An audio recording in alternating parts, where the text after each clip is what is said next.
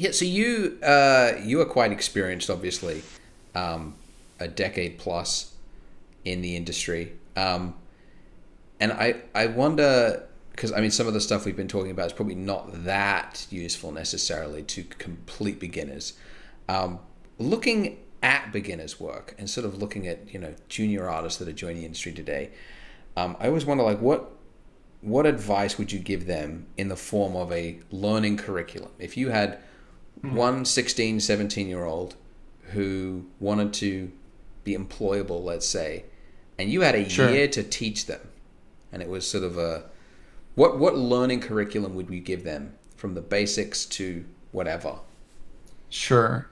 I think, well, the first thing I would say is what job do they want? Again, it's like, what is the Yeah, goal? Like, yeah, what job do you want? What industry do you want to work in? Do you want to work in like stylized animation? Do you want to work in like photoreal game film?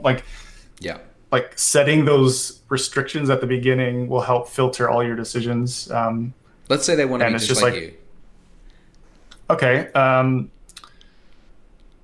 I would pick a set of companies that you do want to work for. Like if you wanted to work on like Halo or Call of Duty, right? Like, okay, then I want to focus. And then within that restriction is like, do I want to do environments? Do I want to do weapons? Do I want to do mechanical things? There's a whole range of things to go and specialize within that. So if it's like, I just want to be the vehicle guy, right? I want to be the vehicle guy on sci-fi Halo kind of projects. It's like, okay, then start learning how to design vehicles, come up with a plan to have a portfolio of maybe like 3 or 4 different like vehicle types and different styles. If the game has like 3 factions or 4 factions, try to design a vehicle for each of those, take it into 3D and do a nice finished version. But you have the whole process of like, here's my initial idea for this, here's the sketches, here's my refinement, and here's how I can take an idea from start to finish.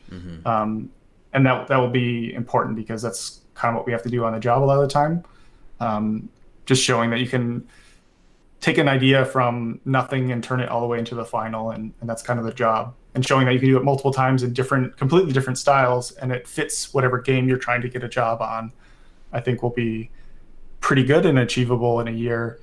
And again, just like applying that to whatever, like I just want to be the weapon guy, or just want to be this guy, or if you have more time, do a couple things. So you have more options where it's like, I can do vehicles and weapons, or I can do characters and vehicles, or however many of those things you can hit will Yeah. be good. Because I think games in particular, you kind of have to bounce around a lot. Like at work, I do a bit of everything. So like one day I'll be doing vehicles, then I'll be doing environments, and then I'll be doing character stuff, and then something else, and then cinematic keyframes. And so like, but obviously that takes time, and that'll be something you'll grow into over the years. But getting your foot in the door, they'll probably want you to do like skins. Like say you want to go work on Destiny, they got to keep this thing going. They got to keep the machine going, and they need hundreds of skins. They need hundreds of this and hundreds of variants. So like getting good at this kind of stuff, I think would be a good way to get your foot in the door, because they just need so much content, like doing like all the Call of Duty skins, all the cool Destiny skins.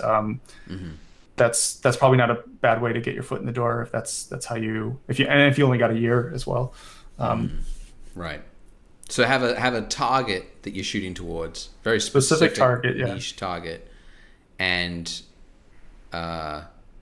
just drill into that. Yeah, focus all your efforts and decision making around that. And yeah, like my friend John Park runs a school, Brainstorm, and I feel like they have a lot of good mentorships and one-on-one that help people with stuff like that.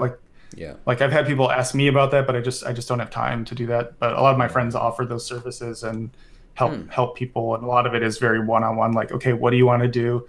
Let's come up with a plan, and they kind of help keep someone on track to achieve that goal. And so Do if you it's know like of any? you have trouble doing it on your own, Yeah. Where are these places you can find these mentorships? Brainstorm is where like James Pake and John Park and a lot of my old friends do that, and it's all online now because of COVID. Like it's all just online anyway, so you don't have to move to like Pasadena or wherever to do it in person, because yeah, it's just all online. Got it. Right. Okay. Great. You just like Google it. Just mentorship. Yeah. Brainstorm mentorships, Brainstorm school. Yeah. Okay. I feel Nice. like that's a pretty good one. Yeah. Yeah. Who do you think benefits the most from a mentorship? Like, is it suitable for a beginner?